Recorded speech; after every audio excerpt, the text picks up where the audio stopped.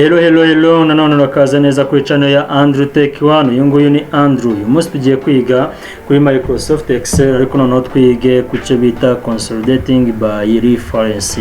Ubushize twize consolidation by position aho ushobora gukora calculations ukoresheje workbooks zigiye zitandukanye ariko bikaba ngombwa yuko data ziba ziri muri position zigiye ari zimwe.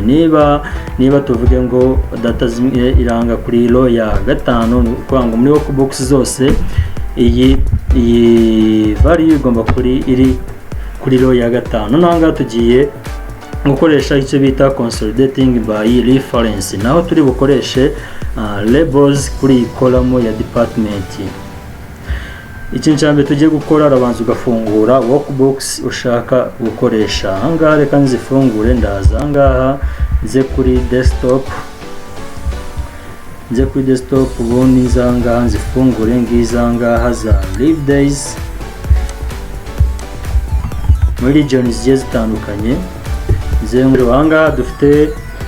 Ahangaha dufite column ya department, ahangaha dufite quota zigiye zitandukanye. Ahangaha ni ukuvuga ngo ni leave days. Ahangaha tugiye kuba twacalculatinga iminsi ya leave y'abakozi bagiye batandukanye.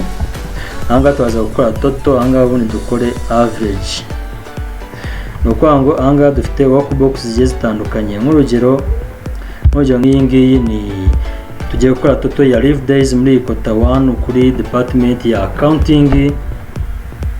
Ahangaha tujye dukore total ya leave days mu bakozi bakora muri department ya customer service, executive, human resource, IT and sales.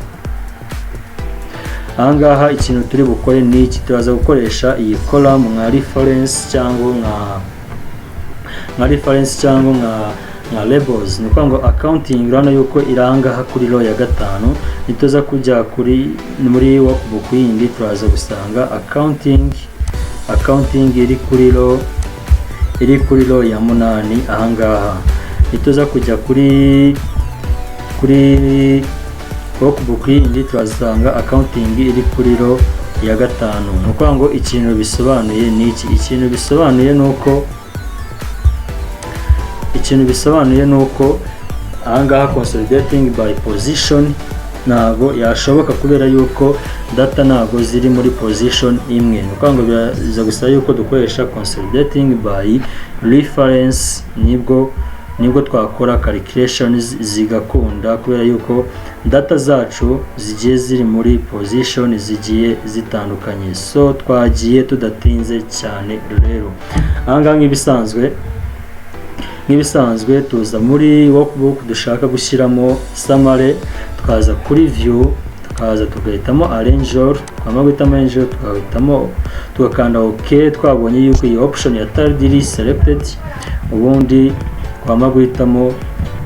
twamagukanda OK, tugahita tubona workbooks zose ziri tiled cyangwa ziri arranged mu buryo dushaka turi guselecting data.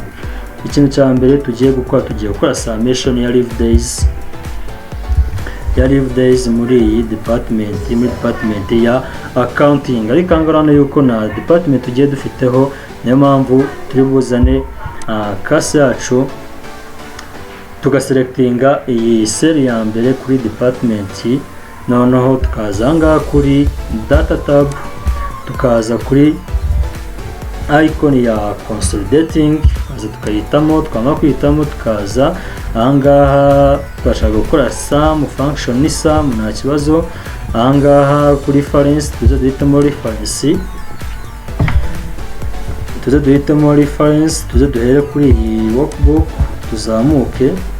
None ahangaha kuri consolidating by position ntabwo twahitagamo iyi column ya za department, ariko ahangaha tugiye kuyitamo. Turahera kuri cell ya accounting, dragging dushyiremo quota zose kugera kuri quota ya 4, ubundi tuze tugarukire kuri quota ya nyuma, ubundi dukore enter. Nidukora enter tuze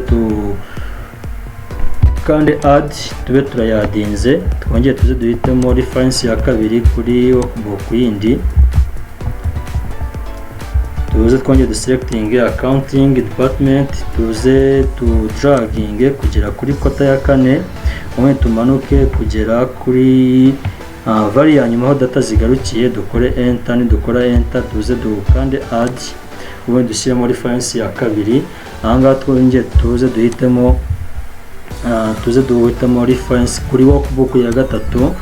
ahangaha turaza twongere duhitemo sales, ahangaha niyo ibanza, tuze dragging kugera kuri kota ya 4, tumanuke kugera kuri kota ya nyuma, dukore enter, dukora enter duhitemo add. ahangaha references zose zagiyemo. iyo zimaze kujyamo ahangaha kuri consolidating by position twahitaga duhitamo OK bikarangira, ariko noneho ahangaha tugiye kuza kuri option ya use labels in. ahangaha use labels ikintu isobanuye ni ukuvuga ngo ese turashaka kwirefa cyangwa turashaka gukora reference dukurikije iyihe column.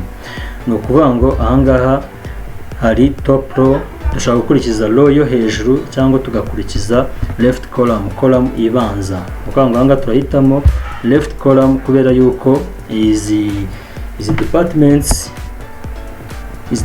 ari accounting, customer service ziri kuri column ibanza ibumoso. ubundi tuyiselecting, nitumara kuyiselectinga tuze dukore OK. nidukora OK urabona yuko values zose zagiyemo. ahangaha urabona yuko sum ni 31, 28 muri quotas zigiye zitandukanye. so urabona yuko ibintu birashoboka kandi birakorwa cyane. kugira ngo dukore tutanga tuza duselecting nkuko bisanzwe. nitumara guselectinga tuze kuri home, tuze duhitemo auto sum, ubundi duhitemo sum, ubundi total zijyamo. so thank you guys, akoze kunkurikirana, kora subscribe, tuzabone muri video y'ubutaha mubwira yuko ibintu byoroshye cyane. thank you.